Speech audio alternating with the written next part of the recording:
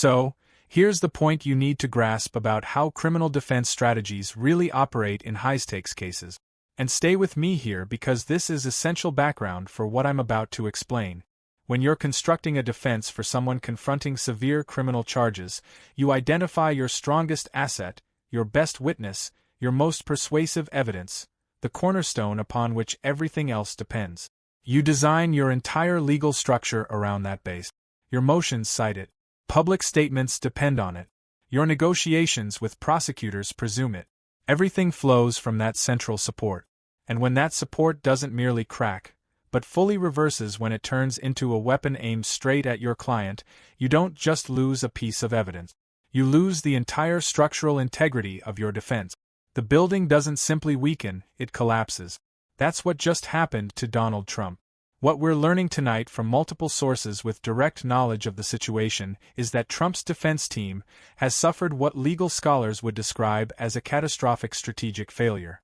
Their star witness, the individual around whom their entire legal strategy was built, has flipped to the prosecution and not in some minor hedging limited cooperation kind of way.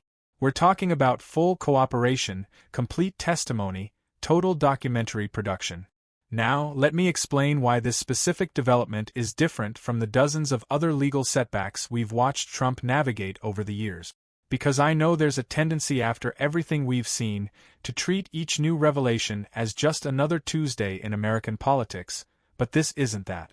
This witness, and we're being careful here because their identity is currently protected, was present for every critical meeting.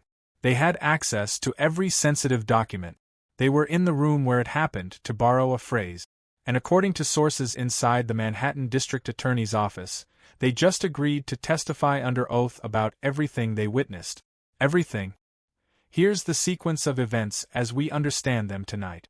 On January 7th, just days ago, Trump's legal team was still projecting confidence to reporters. The defense was solid. They said their witness was dependable. Their strategy was sound. The prosecution, they insisted, had overreached and would ultimately fail. Then came January 8th. Prosecutors executed a surprise search warrant at the witness's residence. And what investigators found there apparently stunned even the seasoned professionals who've spent their careers pursuing white-collar crime. We're talking about financial records documenting millions in previously undisclosed payment. Encrypted communications that once decrypted revealed the mechanics of the alleged conspiracy in granular detail. And here's the part that matters most: audio recordings. Multiple audio recordings of conversations with Trump himself discussing the alleged illegal activities in what sources describe as explicit, unambiguous terms. The witness was brought in for questioning that same day. By January 9th, less than 24 hours later, they had agreed to full cooperation in exchange for immunity. Now, I want to pause here and clarify what that immunity agreement means because it's central to understanding why this development is so devastating for the defense. When prosecutors offer full immunity, they're making a calculated wager. They're saying what this person can provide us is more valuable than prosecuting them for whatever crimes they may have committed. And there's a critical mechanism built into these agreements. If the witness lies, if they withhold information, if they shade the truth in any material way, the immunity disappears. They become prosecutable again for everything, plus perjury. So, when a witness signs one of these agreements, they have an overwhelming incentive to tell the complete truth, the whole truth, every embarrassing, incriminating detail they can recall, because holding anything back risks destroying their own deal. That's the position this witness is now in. And that's the position Trump's legal team now faces. Let me walk you through what sources say this witness has already delivered to prosecutors. 40 hours of testimony to the grand jury, and that's only so far. Additional sessions are scheduled for this week. Approximately 3,000 documents, financial records, correspondence, internal communications, transaction records, 17 audio recordings. 17. Now, I've covered many criminal cases over the years. Audio recordings of defendants discussing their alleged crimes are extraordinarily rare. They're the kind of evidence defense attorneys have nightmares about because there's no good way to explain them away. You can't claim the witness is misremembering. You can't argue they're biased or confused. The defendant's own voice in their own words describing their own conduct. That's as close to incontrovertible as evidence gets. And sources who have been briefed on these recordings describe them as devastating. Trump's voice, they say, is clearly audible. The discussion of allegedly illegal activities is explicit. In one recording, Trump allegedly says, and I'm quoting what sources have shared with reporters, "The key is making sure there's no paper trail back to me. You handle it, but I never touched it. Understand?" In another, he allegedly discusses specific dollar amounts for illegal payments and provides instructions on how to structure those payments to avoid detection. This isn't ambiguous language that skilled defense attorneys can recontextualize for a jury. This is, if the descriptions are accurate, precisely the kind of direct evidence that prosecutors dream about but rarely obtain. Now, let's talk about what's happening inside Trump's legal operation right now, because the chaos there tells you everything about how serious this situation has become. Sources with direct knowledge of the discussions describe an atmosphere of pure panic mixed with rage. Emergency meetings are happening hourly. Lawyers are arguing with each other about strategy, about who vouched for this witness's loyalty, about what the path forward could possibly be. At least 2 senior attorneys are reportedly preparing to withdraw from the case entirely. Think about what that means. Seasoned criminal defense lawyers with decades of experience, professionals who've built their careers navigating difficult legal terrain, are looking at this situation and concluding that it may be beyond salvage, that the ethical and professional implications of continuing may be untenable. One attorney with direct knowledge of these discussions told reporters that the mood inside Trump Tower alternates between volcanic rage and stunned disbelief. They're not just worried about losing the case anymore. This source said they're worried about what this witness knows that they don't yet know the witness knows. Here's what makes this flip so particularly catastrophic. And I want to be precise about this because the mechanics matter. For the past 18 months, Trump's defense team built their entire strategy around this witness's anticipated testimony. The plan was clear. The witness would take the stand and testify that all allegedly illegal activities were conducted independently without Trump's knowledge or consent. The witness would claim they acted on their own initiative, perhaps exceeding their authority, but always without Trump's direction or approval. This is a classic defense strategy in cases involving powerful defendants. Find someone lower in the organization willing to fall on their sword and use their testimony to create reasonable doubt about the principal's involvement. Trump's lawyers filed motions based on this anticipated testimony. They made public statements relying on it. According to sources, they rejected plea negotiations from prosecutors because they were confident this witness would deliver reasonable doubt at trial. They put all their eggs in this basket because they believed after more than a decade of this person's demonstrated loyalty through multiple controversies that the basket was unbreakable. Instead, that witness is now prepared to testify to the exact opposite of what the defense was counting on. They're prepared to testify, according to sources, that Trump personally directed every action in question, that Trump reviewed every relevant document, that Trump approved every payment. The defense narrative doesn't just fall apart. It inverts into a prosecution narrative told by a witness with documentary evidence and recordings to support every word. And it gets worse. Because this witness isn't just testifying about the crimes Trump is already charged with.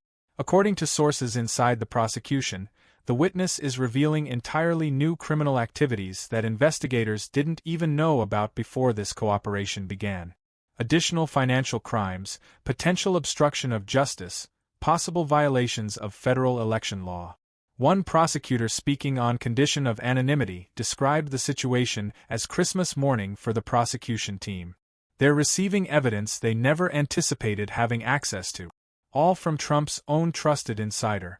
The phenomenon prosecutors are observing now is what they call a cooperation cascade. 3 other potential witnesses who previously refused to cooperate are reconsidering.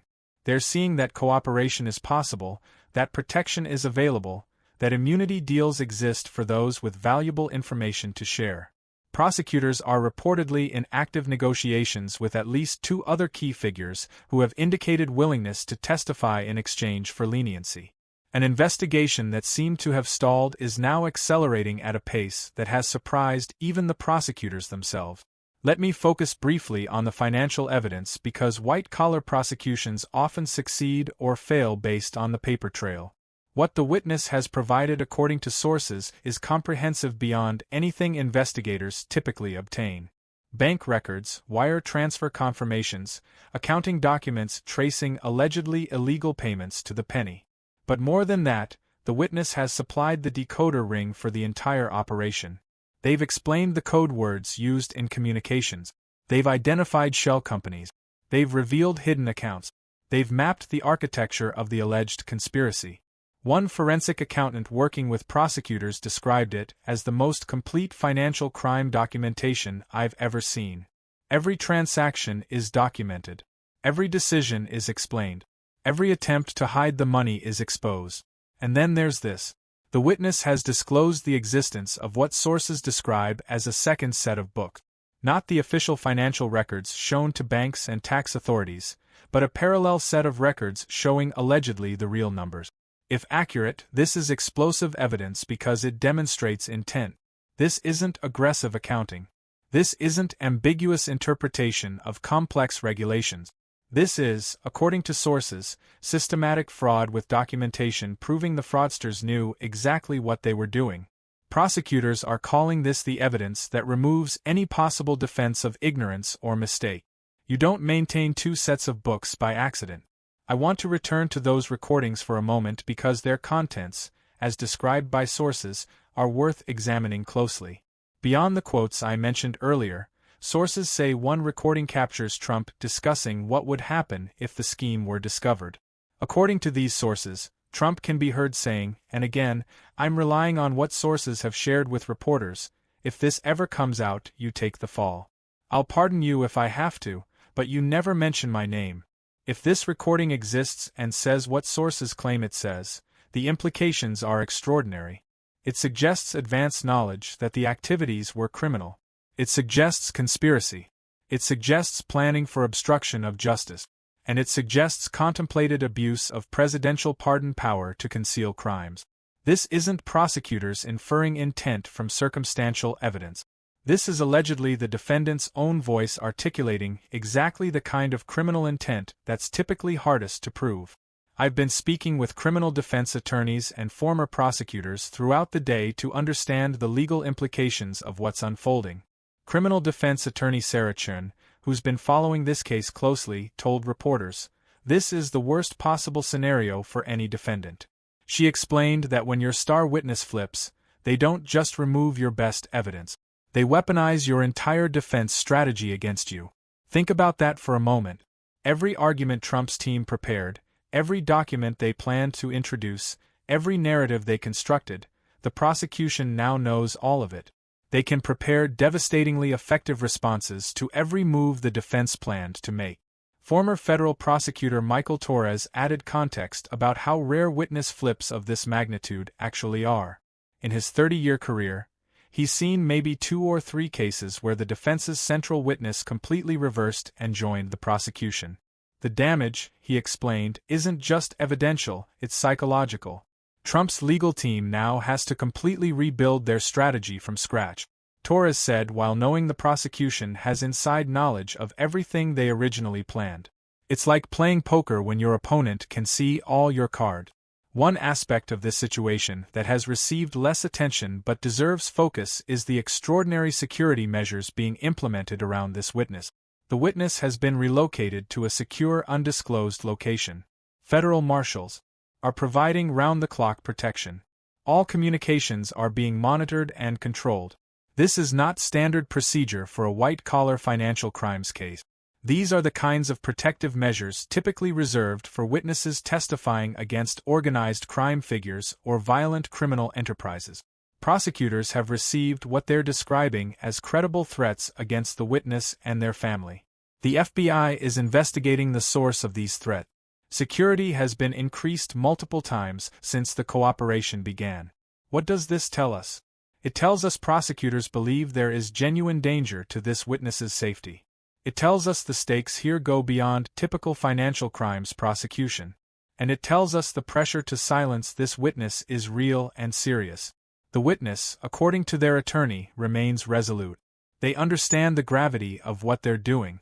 They understand the risks, and they're committed to providing truthful testimony regardless.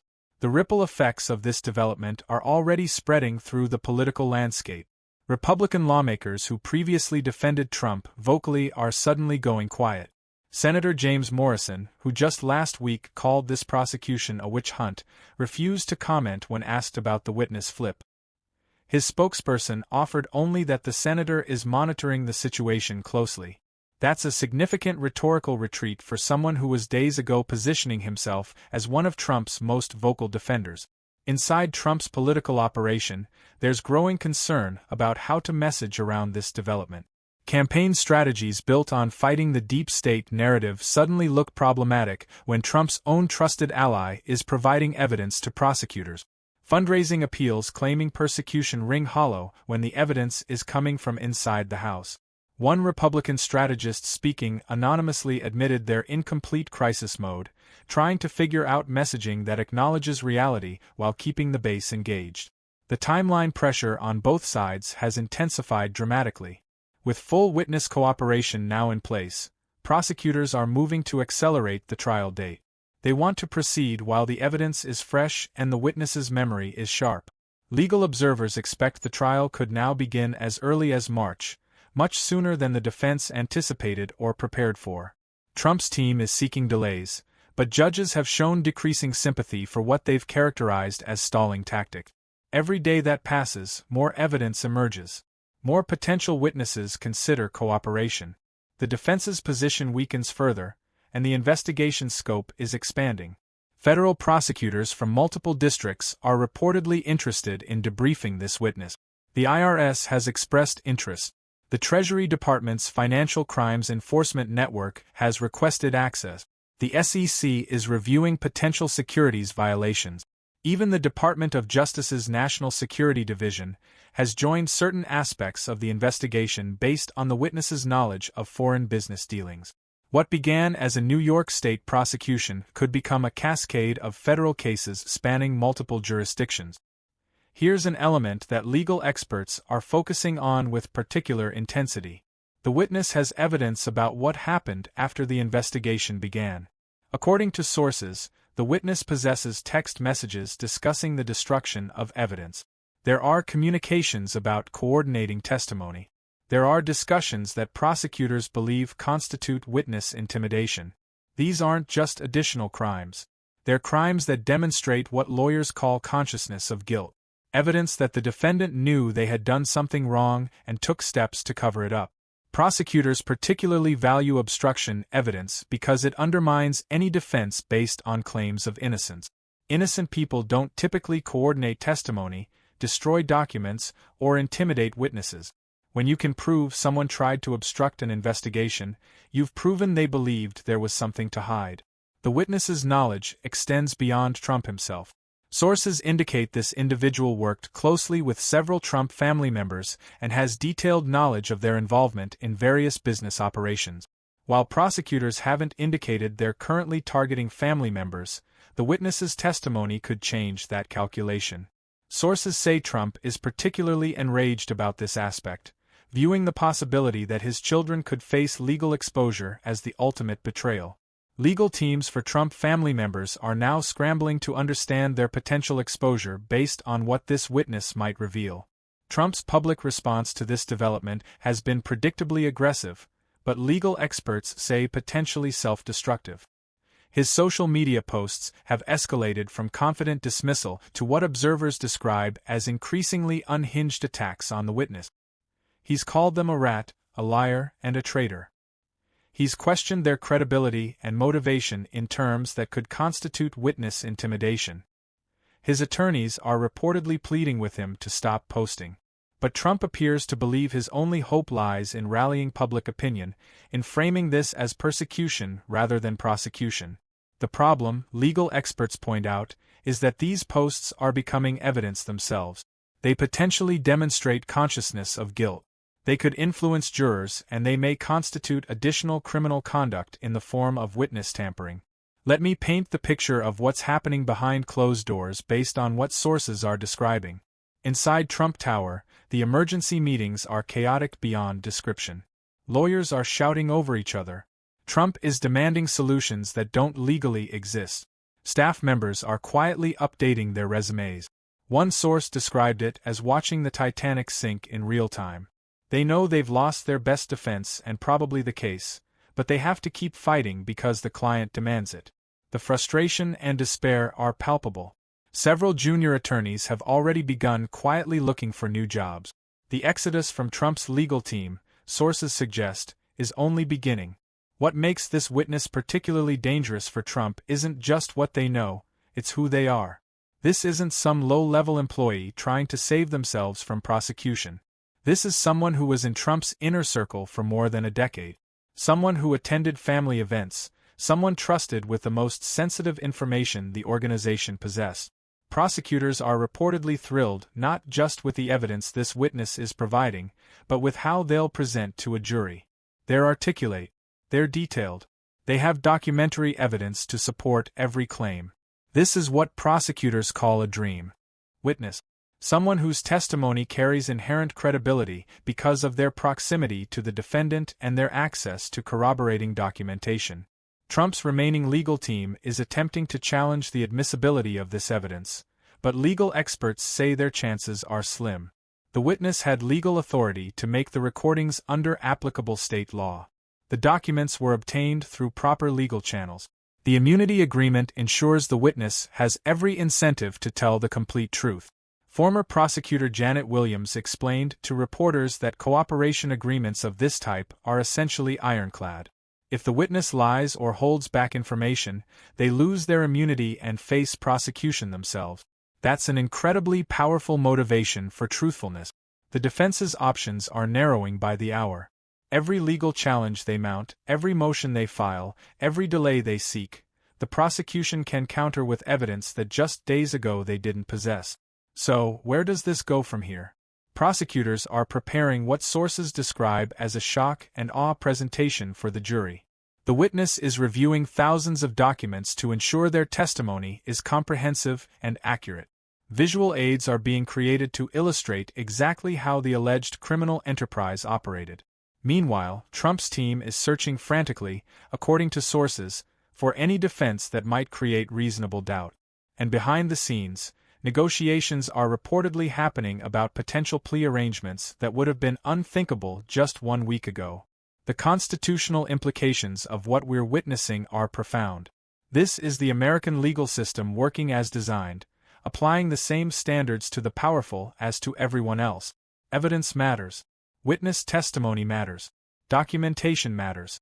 And when those elements align, as they appear to be aligning here, even the most resourceful defendant faces accountability. I want to be clear about what we know and what remains uncertain. We know that Trump's star witness has flipped to the prosecution. We know that witness is providing extensive testimony, documents, and recordings. We know Trump's legal team is in crisis mode. We know the trial timeline is accelerating. What we don't yet know is exactly what those recordings contain.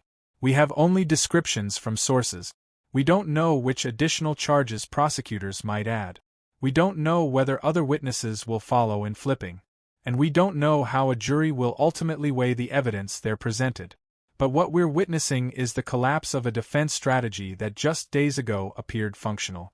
When your central witness becomes the prosecution's most powerful weapon, when they bring recordings and documents and detailed testimony about direct presidential involvement, the legal calculus changes fundamentally. This isn't another scandal to be spun away. This isn't another revelation to be dismissed as fake news. This is evidence from inside the innermost circle provided by someone who was there for everything, backed by documentation that can't be explained away. The only remaining questions are how complete the collapse will be, how many others will choose cooperation over loyalty, and what additional evidence will emerge as this process continues. We're going to stay on this story because it's developing rapidly, sometimes hourly. This is one of those moments where the systems and institutions we've built to ensure accountability are being tested in real time. Whether those systems prove adequate to the challenge, that's what we're about to find.